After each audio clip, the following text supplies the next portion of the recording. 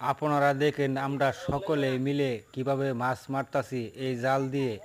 এভাবে জাল দিয়ে কিভাবে মাছ মারতে হয় আপনারা সকলে শিখেন এবং কি দেখে নেন কিভাবে কত সুন্দর মাছ মারতাছি আমরা। আপনারা দেখেন এই জাল দিয়ে কিভাবে মাছ মারা হয়।